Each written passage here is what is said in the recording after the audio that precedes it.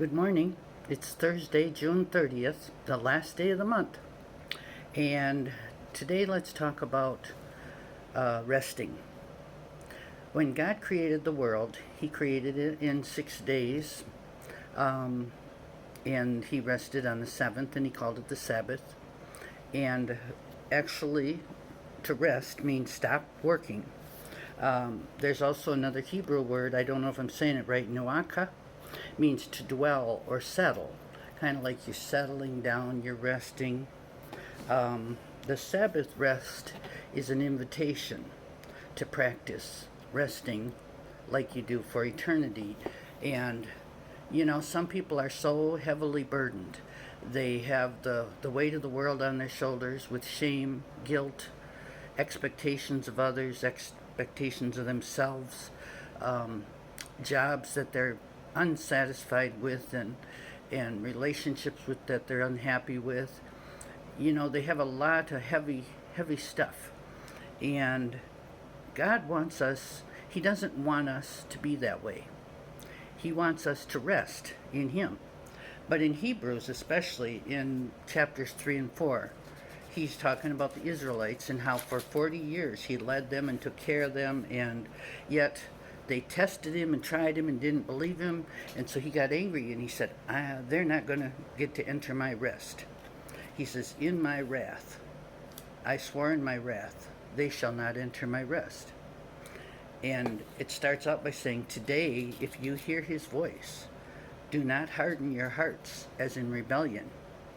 So, listen for God, and if He seems to be telling you something in some way, don't harden your heart against Him and don't disbelieve Him, because you will not have that rest.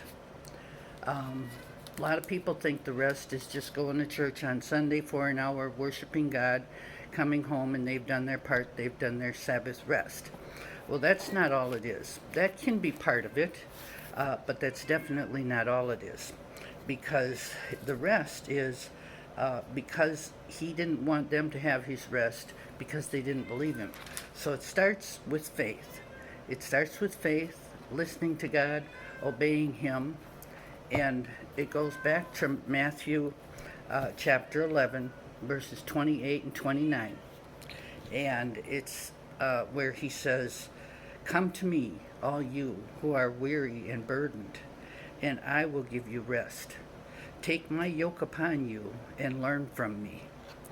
For I am gentle and humble in heart, and you will find rest for your soul. Now that doesn't sound like just a 1 hour Sunday church service, does it? Okay, what I imagine when I read this verse is you have a big heavy yoke on you of all the world's problems, and you're just barely making it, and you come to a well to drink water to get refreshment, and Jesus, being the living water, of course, is right there, and He says, here, let me take that heavy burden. And then He has a special yoke just fitted just for you. It's just perfect. It's lightweight. It actually straightens your shoulders. It's more like a brace than a yoke, and it helps you to keep going. And there's no weight to it. It's a brace. I think a brace, a support, would be really good. And He says, for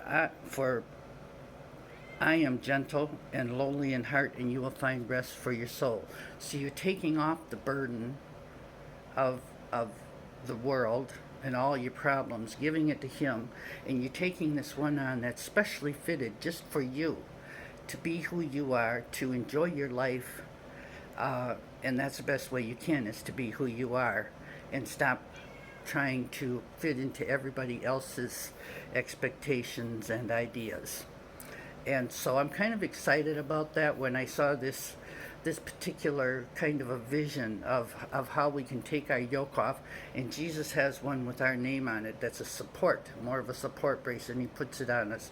And He says, now go your way, and we will have His rest. So think about that, and enjoy your day, and God bless you.